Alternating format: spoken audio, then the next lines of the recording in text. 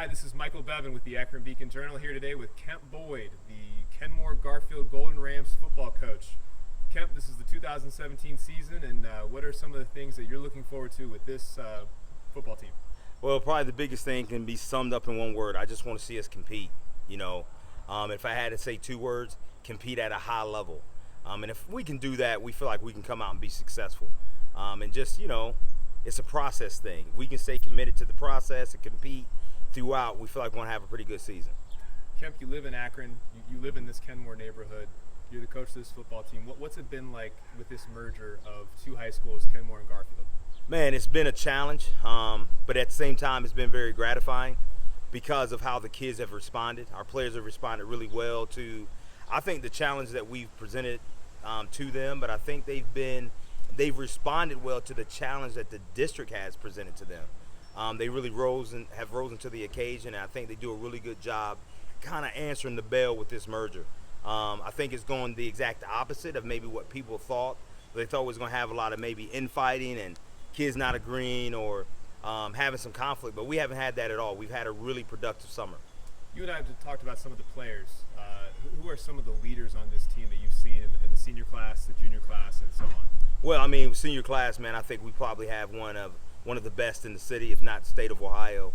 When you start talking about Mark Hill and Demonte Adams and Brandon Moody Carter and Elon Williams and guys like Billy Carper, Anthony Littlejohn, and then when you kind of go to our junior class, you look at Dwayne Granderson, you look at Lavelle Frazier, and kind of the list goes on and on.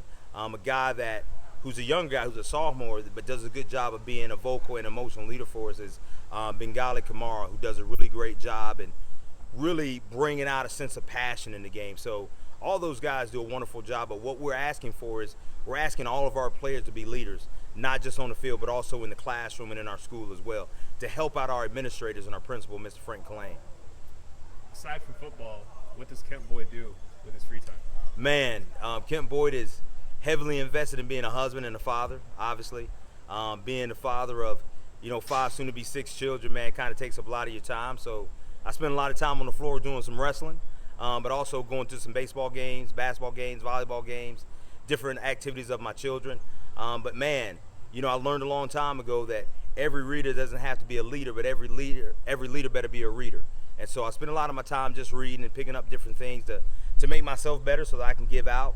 But two, I spend a lot of time in my church ministry, man. Spend a lot of time trying to give back to people and encourage people as much as possible.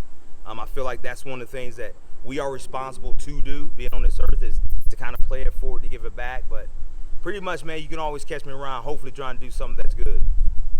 Who are people that were influential in your childhood? Man, my mom, my dad especially, just my dad's work ethic, man. My dad was a worker. He worked really hard at providing what we needed as a family. My mom, just how resilient she was. She was a resilient woman, was strong, and so I take those things from them. But I guess, when you look at the world of athletics, I was a big 49ers fan growing up, so Joe Montana was a big favorite. Roger Craig, just the way he ran and how he worked. So I'm fans of those type of people who really work to get where they need to go. But, man, I guess this day and age, I really look up to my pastor, man. Brandon Marshall's a great man, and also Brian Kunkler, who pastor at my church. So those are two people that I respect and respect their walk. But there's limitless people, because I stand where I am now because of the Ricky Powers, the Brian Crosses, the Tony Grimes, who gave me an opportunity to coach and really mentor me along the way and challenge me as well. If I were to give you season tickets, would you rather have them for the Cavaliers, the Indians, or the Browns? Neither. Go Ravens. Baltimore Ravens fan. Okay. Or this, people might not like this, but I would take the Cavs just because, hey, I will come support LeBron because he supported us with the jerseys 2 years ago. Thanks, LeBron. We appreciate it. If you can do anything else to give us some more jerseys or even field turf, that would be great as well. But no, I would probably take the Cavs tickets. But if we can throw in some Baltimore Ravens, that'd be good too. And for people viewing this, you were born and raised in Tennessee. You moved to Georgia, then you came up to Ohio. Yes. So as far as anything else that you think would be interesting that people would find to be unique about you? Yeah, man. I don't know if it's unique. My accent's not there as much as it used to be, except when I get a little bit excited. But I'm a big SEC guy, so I'm not a go Bucks guy.